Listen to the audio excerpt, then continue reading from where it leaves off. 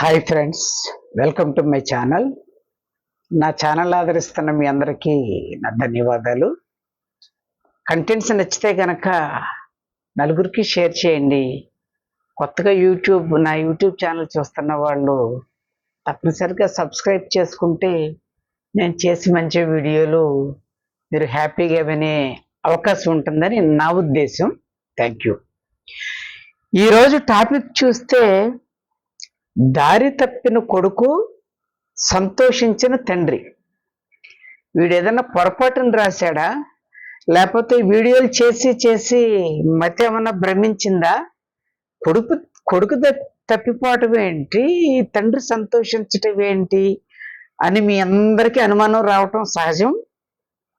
తండ్రి బాధపడతాడు కొడుకు తప్పిపోతే, కానీ ఇక్కడ తండ్రి ఎందుకు సంతోషించాడనేది మీకు తెలియాలంటే వీడియో చివరి వరకు చూడండి.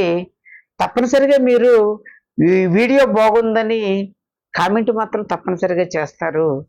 Please like, share and subscribe my video. Once again thank you. ఒక 20 సంవత్సరాలు మన ఇండియా నుంచి ఇతర దేశంలో సెటిల్ అయిన ఒక కొడుకు, తండ్రి అక్కడ బిజినెస్ చేసి బాగా స్థిరపడిన తర్వాత వాళ్ళ నాన్నగారికి ఇంకా మన ఇండియా వచ్చేద్దాం, ఇంతకాలం వదిలిపెట్టి వెళ్ళిపోయాం కదా, ఏదైనా మన సొంత దేశమే. ఎవరైనా సరే చివరి దశలో కానీ నడి వయసులో కానీ ఇంకా మన దేశంకి వెళ్ళిపోవాలని చెప్పి ఎవరి దేశం వాళ్ళకి వెళ్ళిపోవాలని సిద్ధపడతారు. అలాగే వీళ్ళు కూడా వాళ్ళ అబ్బాయికి చెప్తే అలాగే డాడీ అంటాడు. వాళ్ళ అబ్బాయికి అప్పుడే ఇంటర్మీడియట్ కంప్లీట్ అవుద్ది. 90 డిగ్రీ జాయిన్ అయ్యే వయసు.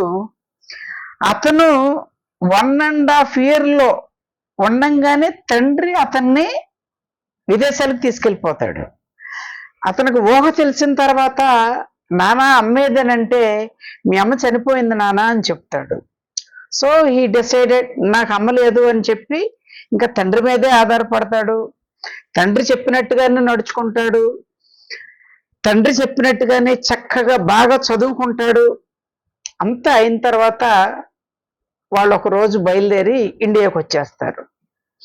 ఇక్కడికి వచ్చిన తర్వాత అసలు సమస్య స్టార్ట్ అయింది. ఆ కొడుక్కి అక్కడ కల్చర్ వేరు, ఇక్కడ కల్చర్ వేరు. అక్కడ చిన్నప్పటి నుంచి ఎవరికి ఏది ఇష్టమైతే అది ఫీల్ ఫ్రీ, హ్యాపీగా చేసుకోవచ్చు. Parents also encourage their children. Parents కూడా ఎంకరేజ్ చేస్తారు. అవన్నీ మీకు తెలిసిన విషయాలే, ఇతర దేశాల్లో ఎలా ఉంటారని. సో అక్కడ కల్చర్కి అలవాటు పడిపోయి ఇక్కడ ఇండియా కరెక్ట్గా డిగ్రీ జాయిన్ అయ్యే టైంకి వచ్చేటప్పటికి ఇక్కడ మగవాళ్ళే మాట్లాడుకోవాలి. మగవాళ్ళు ఆడవాళ్ళతో మాట్లాడితే అదొక పెద్ద నేరం, ఘోరం. అంటే సిచ్యువేషన్స్ అలా ఉన్నాయి కాబట్టి ఇప్పుడు అలా తయారైంది. ఇదివరకటి రోజుల్లో అలా ఉండేది కాదు. సో ఇతను జాయిన్ అయిన తర్వాత వాడు ఆ డిగ్రీలో ఒక మంచి కాలేజీలో జాయిన్ అయినా తనకంటూ అక్కడున్నంత మంది ఫ్రెండ్స్ని కానీ, చిన్నప్పటి నుంచి ఎక్కడైతే పెరుగుతామో మనం దానికే అలవాటు పడిపోతాము. వాళ్ళ నాన్న ఇక్కడ కొంతకాలం అనుభవించి అక్కడికి వెళ్ళాడు కాబట్టి ఇక్కడికి వచ్చి అతను మామూలుగానే ఉండగలుగుతున్నాడు. కానీ ఈ కొడుకు నేటివ్ ప్లేస్ అంటే అదే చెప్పుకోవాలి. ఒక రకంగా పుట్టింది ఎక్కడైనా సరే అక్కడికి అలవాటు పడిపోయిన తర్వాత ఇక్కడ అడ్జస్ట్ అవ్వలేక, ఫ్రెండ్స్ ఎవరు లేక, ఎవరితో మాట్లాడదామన్నా, ఇతనికి వచ్చి ఏదైనా షేర్ చేసుకోవాలన్నా తల్లిదండ్రులతో కొన్ని షేర్ చేసుకోలేని ఎమోషన్స్ వస్తాయి ఆ టీనేజ్లో. అతనికి కూడా 21 సంవత్సరాలు కూడా ఇంకా నిండలేదు. సో డిగ్రీ జాయిన్ అయ్యే వయసు అంటే 19-18 ఉంటాయి.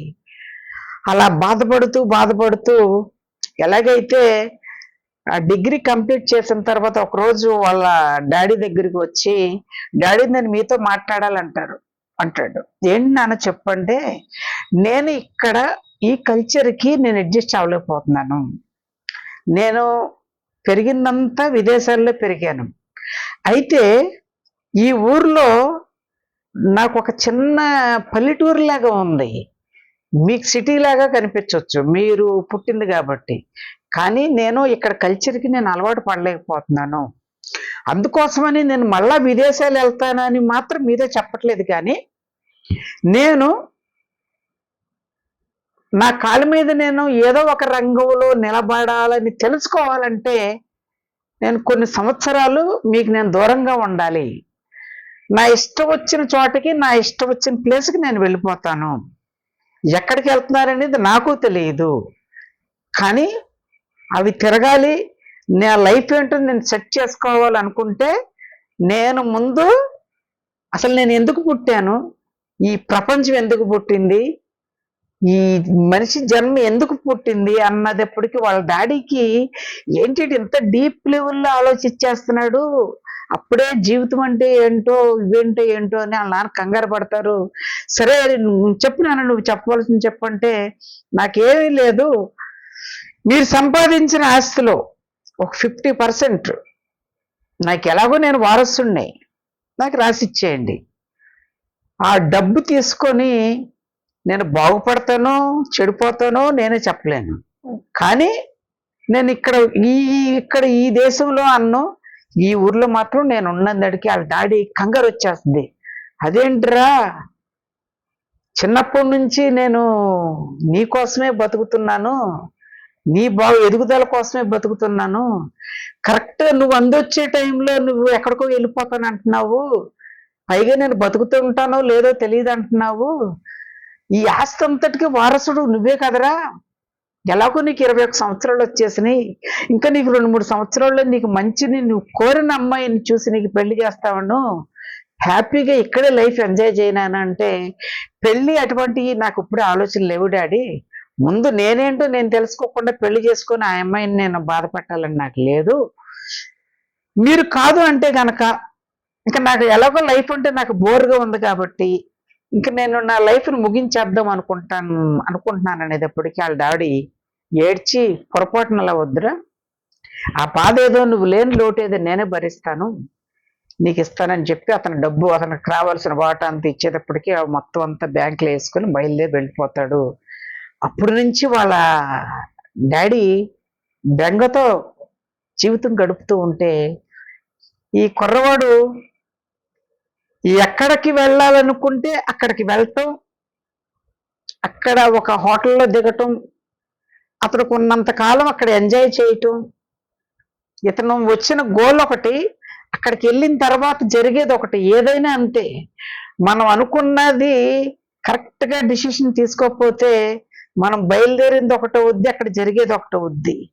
నేను ఏంటో నా జీవితం ఏంటో తెలుసుకోవాలన్నవాడు వేరే స్టేట్లలో ఉన్న కల్చర్ వేరేగా ఉంటుంది, మన స్టేట్లో ఉన్న కల్చర్ వేరేగా ఉంటుంది. అలా డిఫరెంట్ కల్చర్లకు అలవాటు పడేటప్పటికీ ఇంకా ఈ దేశాటంలో రాష్ట్రాటంలో రకరకాలుగా చేసుకుంటూ అక్కడక్కడ ఈ టైపే ఆస్తిపరులు కాకపోయినా ఈ వ్యసనాలకు అలవాటు పడిన వాళ్ళు, లైఫ్ అంటే లెక్క లేకుండా ఎంజాయ్ చేసే వాళ్ళకి పుట్టగొడుగుల్లాగా ఫ్రెండ్స్ పుట్టుకొచ్చేస్తారు.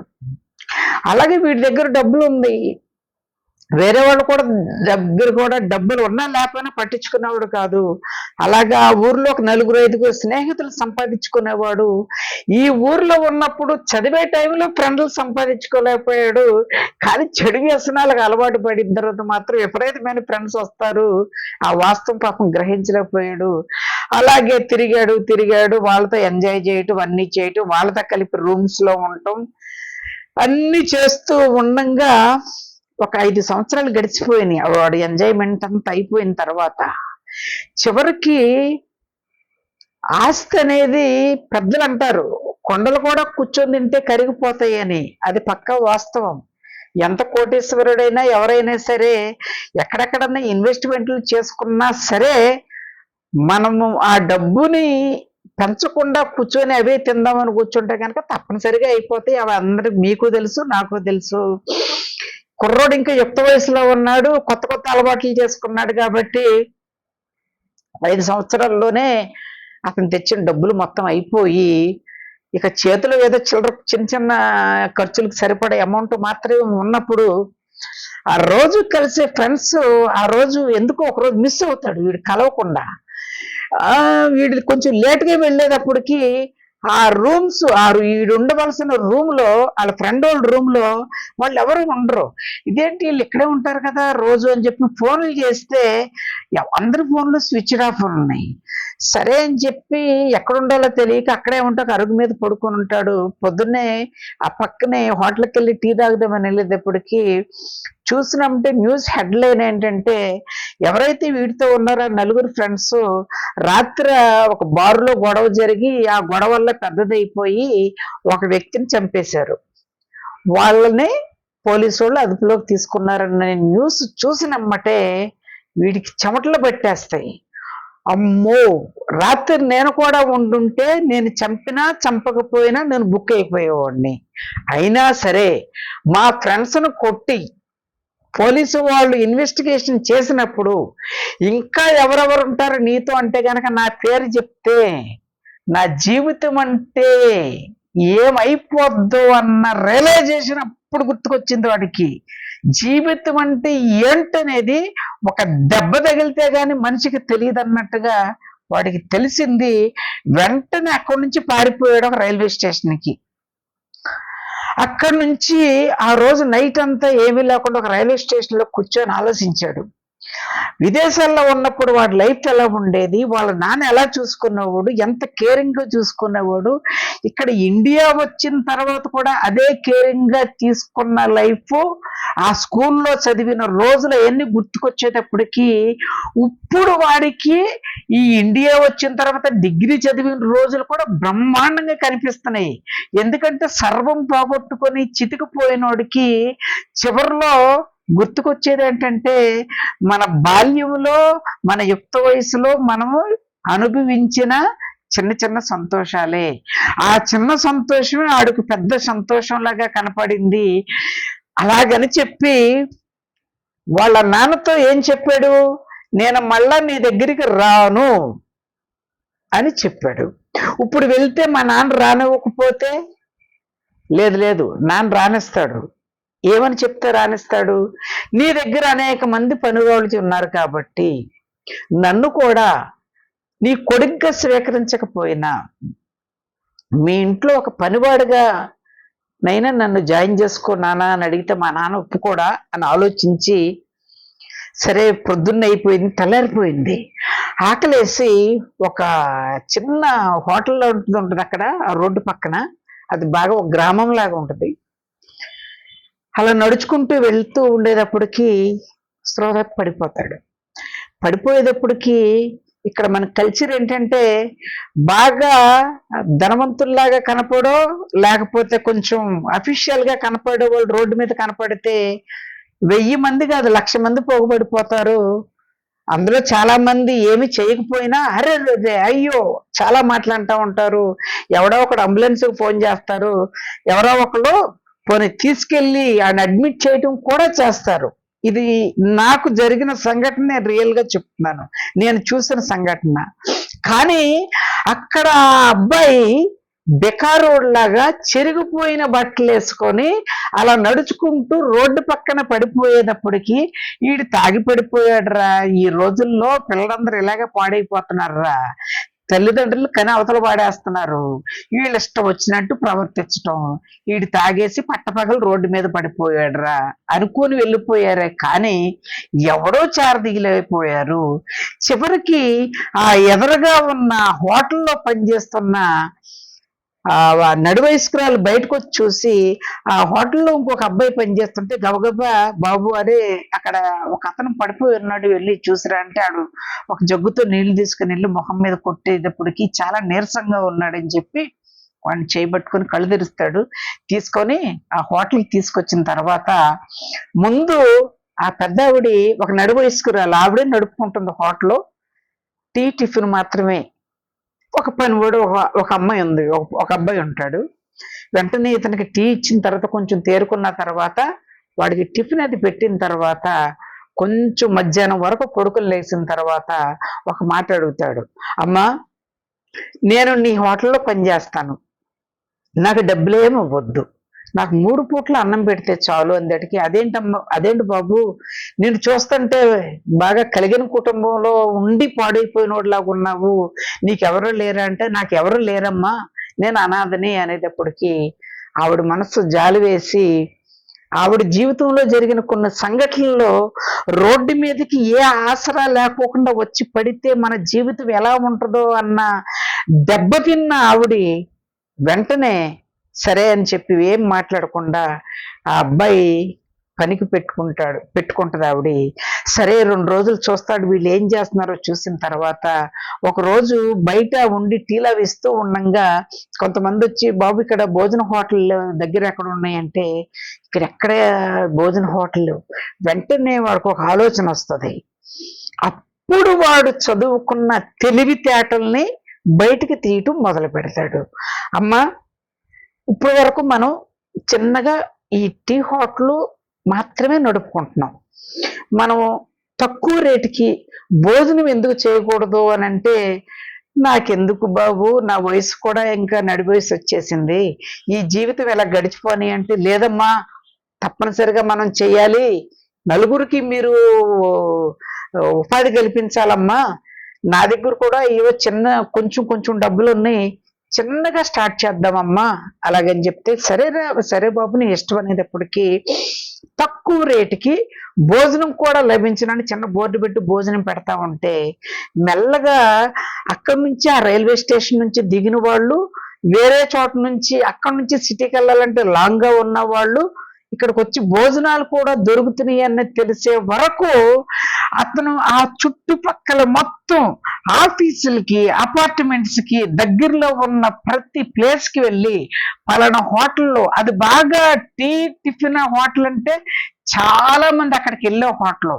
అక్కడ భోజనం కూడా ఏర్పాటు చేయటం జరిగింది అని ఒక 2-3 నెలలు విపరీతమైన ప్రచారం చేసేటప్పటికి జనాలు మెల్లమెల్లగా రావటం, అక్కడ పక్కన ఉన్న ఆఫీసుల వాళ్ళు భోజనాలకు ఆర్డర్ ఇవ్వటం, అలా అలా అలా అలా పెరుక్కుంటూ 1 సంవత్సరం అయ్యేటప్పటికి 4 పని మనుషులు పెట్టుకునే స్టేజ్కి వెళ్ళారు వాళ్ళు. ఆ 4 పని మనుషులతో పెట్టుకున్న కాడ నుంచి విపరీతమైన లాభాలు రావటం మొదలుపెట్టింది. జనాలు విపరీతంగా పెరుగుతున్నారు. అలాంటప్పుడు వీళ్ళ అలా అమ్మని తీసుకొని ఒక బ్యాంక్కి వెళ్ళి లోన్ తీసుకొని, ఆ స్థలం ఆవిడది సొంతదే, నా యొక్క రిప్యుటేషన్ ఏదని బ్యాంక్ వాళ్ళకి చూపించేటప్పటికి బాగా లాభాల్లో నడుస్తుంది కాబట్టి బ్యాంక్ వాళ్ళు కూడా ఎంకరేజ్ చేసి ఒక లోన్ ఇస్తారు. ఆ లోన్ ఇస్తే అదే ప్లేస్లో ఒక మంచి పెద్ద హోటల్ పెట్టి టాప్ రెస్టారెంట్ లాగా తయారు చేసేటప్పటికి అది ఒక పెద్ద ఫేమస్ అయిపోద్ది. అది ఒక 2 సంవత్సరాలు అయిన తర్వాత దాన్ని ఆధారంగా బ్యాంక్ వాళ్ళకు చూపించి ఒక బ్రహ్మాండమైన లాడ్జి కమ్ రెసిడెన్సీ లాగా పెడతారు. Residency cum lodge and food ఇవన్నీ దొరికేలాగా పెడితే, రైల్వే స్టేషన్ లో దిగి సిటీకి వెళ్ళవలసిన వాళ్ళందరూ స్టేజ్ వేయటానికి ఎక్కడ మనకు అనుకుంటే ఈ హోటలే అన్న స్టేజ్కి వచ్చేటప్పటికి ఒక 5 years తర్వాత టాప్ లెవెల్లో మారుమోగిపోద్ది. వీళ్ళ ఆస్తులు కూడా అమాంతంగా పెరిగిపోతాయి. అలాగా గడిచిన తర్వాత ఇవన్నీ వీడి తెలివితేటలతో చేసినాయి. అప్పుడు తెలివితేటలు ఉపయోగించటానికి బద్ధకం వేసి డబ్బులు తీసుకొని వెళ్ళి చెడగొట్టుకున్నాడు. ఇప్పుడు వాడికి వచ్చిన ఆలోచన ఏంటంటే, నేను సగర్వంగా నేను గెలిచానని మా డాడీకి చెప్పాలి అని చెప్పి ఒకరోజు ఆవిడ దగ్గరికి వెళ్ళి, అమ్మా నన్ను ఒక విషయంలో మీరు క్షమించాలంటే, అయ్యో ఏంటి బాబు నువ్వు చేసి క్షమించటం ఏంటి, రోడ్డు పక్కన ఉన్న ఒక హోటల్ని 5 star లెవెల్లో తీసుకొని ఊరంతా నా పేరు మాగిపోయేలాగా చేశావు, నీకేంటి ఏం కష్టం వచ్చిందంటే విషయం అంతా చెప్తాడు. వాళ్ళ తండ్రికి ఇతనికి జరిగిన డిసిషన్ చెప్పి, నేను ఒకసారి మరి నా తండ్రి దగ్గరికి వెళ్దాం అనుకుంటున్నాను, నిన్ను తీసుకెళ్దాం అనుకుంటున్నానంటే, నేనెందుకు నాన్న నువ్వు వెళ్ళు బాబు మీ తండ్రి కదంటే, లేదమ్మా యాక్చువల్గా చనిపోయిన స్టేజ్లో ఉన్న నన్ను మళ్ళా నువ్వు కొత్త జీవితం ఇచ్చి నన్ను బతికిచ్చావు, నువ్వు ఎవరో నాకు తెలియదు, నేనెవరో నీకు తెలియదు, ఆ రోజు నువ్వు తీసుకొచ్చి నువ్వు నాకు ఆ తిండి పెట్టకపోతే నేను చచ్చిపోయేవాడిని, నిన్ను నా తండ్రికి చూపించాలి అని చెప్పేటప్పటికి సరే తప్పనిసరిగా వెళ్దామని చెప్పి వాళ్ళ సొంత కారులో వాళ్ళ నాన్నగారు ఊరు వెళ్ళి ప్రొద్దున్నే వెళ్ళి చూసి ఆ డోర్ తీసి ఆ గేట్ తీసేటప్పటికి వాళ్ళ నాన్నగారు పొద్దున్నే పేపర్ చదువుకుంటూ ఉంటారు. పాపం మొఖంలో ఏమి సంతోషం ఏది ఉండదో. ఎప్పుడైతే వీళ్ళిద్దరు కనిపించారో ఆయన ఆశ్చర్యపోయి, అసలు నేనేదో ఊహించని సంఘటన చూశానన్నంత ఆనందపడి పరిగెత్తుకుంటా వెళ్ళి ఆవిని కావులించుకొని,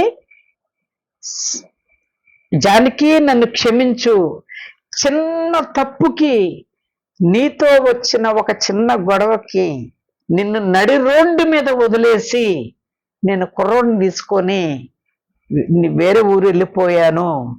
ఆ పాపం ఇప్పుడు నేను అనుభవిస్తా ఉన్నానని వాళ్ళిద్దరూ మాట్లాడుకుంటా ఉండేది. వీడికి ఏం అర్థం కాదు.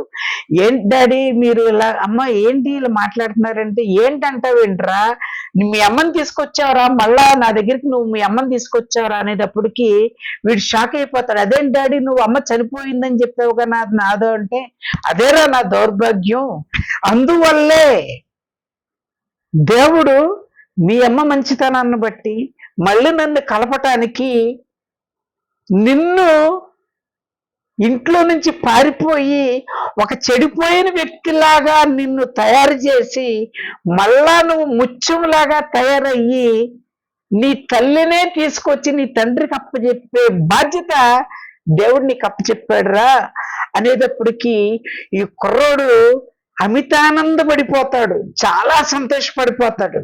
పడిపోయిన తర్వాత, ఓకే డాడీ, ఇంతకాలం అమ్మ లేకుండా నువ్వు లేకుండా అమ్మ ఒంటరిగా గడిపారు, ఇక నుంచి మీరిద్దరు కలిసి ఇక్కడే హ్యాపీగా ఉండండి, నేను వెళ్ళి ఆ హోటల్స్ అన్ని చూసుకుంటాము అనేటప్పటికి వాళ్ళు అంటారు, హోటల్స్ చూసుకుంటాం కాదురా, సంవత్సరంలోపు నీకు పెళ్లి చేసి ఆ పెళ్లి చేసిన తర్వాత మాకు ఇద్దరికి రియల్ ఆనందం అంటే ఏంటో తెలుస్తుంటే మీ ఇష్టం డాడీ, మీరు ఏదన్నా చేయండి అని చెప్పి 4 రోజులు ఉన్న తర్వాత అతను హోటల్కి వెళ్తారు. ఈ భార్యాభర్తలు ఇద్దరు అంత ఐక్యంగా ఉన్న వాళ్ళని చూడరేమో అని కన్ను కొట్టే అంత సంతోషంగా జీవనం కొనసాగిస్తూ ఉంటారు. మై డియర్ ఫ్రెండ్స్, ఈ రోజుల్లో ఇదివరకు రోజులకి ఇప్పటికి పోల్చుకుంటే టీనేజ్ లోకి వచ్చిన పిల్లల యొక్క దూకుడు చూసి తల్లిదండ్రులు భయపడుతున్నారు, వాళ్ళు అలాగే ప్రవర్తిస్తున్నారు కూడా.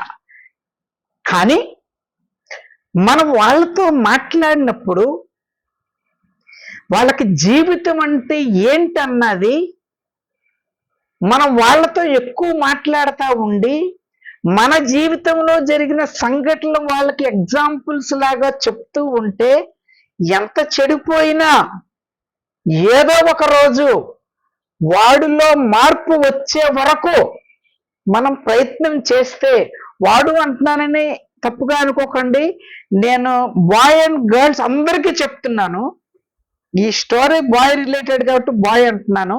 మన పిల్లలు ఎవరు ఏది చేసినా తప్పనిసరిగా దేవుడు ఏదో ఒక రోజున వాళ్ళు రియలైజేషన్ అయ్యే రోజంటూ తప్పనిసరిగా ఉంటుంది. కాకపోతే మనం ఏం చేయాలంటే ఆ రియలైజ్ అయ్యే లోపే వాళ్ళ జీవితాన్ని నాశనం చేసుకొని చట్ట వ్యతిరేక కార్యకలాపాలకు పాల్పడకుండా చూడగలిగేలాగా మనం ప్రయత్నం చేయాలంటే మనకి ఓర్పు కావాలి, మనకు సహనం కావాలి, మనమే దగ్గరికి తీసుకోవాలి. వాడు ఎన్ని చేసినా కొట్టడం అనేది, తిట్టడం అనేది మనిషిని బాగు చేస్తుంది అన్న ఆలోచనతో ఉంటే ఫస్ట్ ఆఫ్ ఆల్ అవన్నీ మార్చుకోండి. ఈ రోజుల్లో తల్లి గాని తండ్రి గాని కొడుతుంటే ఎదురు తిరిగి కొడుతున్నారు, ఎక్కువైతే చంపేస్తున్నారు. కానీ పుట్టిన ప్రతి మనిషి, దేవుడు మనల్ని పుట్టించింది చెడిపోవటానికే కాదు, ప్రతి ఒక్కడు తప్పు చేస్తారు. మనిషి అన్న తర్వాత తప్పు చేయని వాడు ఎవరో ఉండరు. బట్ మనకు కావాల్సింది రియలైజేషన్ అండ్ ఆ తప్పు మళ్ళా తిరిగి చెయ్యకుండా మళ్ళా వాళ్ళు కనువిప్పగలిగి మన పిల్లలు హ్యాపీగా ఉండటమే మన అల్టిమేట్ గోల్. కాబట్టి మీరు పిల్లలతో ఎక్కువ టైం స్పెండ్ చేయండి. సెల్ ఫోన్లు ఉన్నాయి కదా అని చెప్పి వాళ్ళకి మీకొకటి తల్లికి ఒకటి ఉన్నా తప్పు లేదు. ఎవరి హ్యాపీనెస్ వాళ్ళు పోగొట్టుకోకూడదు. కానీ వాళ్ళు ఒక స్టేజ్కి వచ్చేటప్పుడు వరకు spend more concentration on about our children. వాళ్ళ మీద ఎక్కువ అమ్మ నాన్నని ఎక్కువ పట్టించుకుంటున్నారు, నా మీద ఎక్కువ ఇంప్రెషన్ చూపిస్తున్నారు అన్న ఇది కలిగితే, చిన్నప్పటి నుంచే కలిగితే పెద్దయినప్పుడు సెల్ ఫోన్ చూస్తేనే పాడైపోతారు అన్న వీడియోలు కూడా ఉన్నారు. కానీ సెల్ ఫోన్లో తెలుసుకోవాలంటే ఇక్కడ కూర్చొని ప్రపంచం అంతా చూడొచ్చు. అలాగే ఏది మంచిది ఏది చెడుది అని చెప్పి మన పిల్లలతో మనం స్పష్టంగా మాట్లాడాలి. మనం మాట్లాడితే ఆడు అవి నేర్చేసుకుంటాడేమోనని చెప్పి what is good what is bad అని చెప్పండి. తల్లిదండ్రులు కూడా ఈ రోజు ఉన్నారు.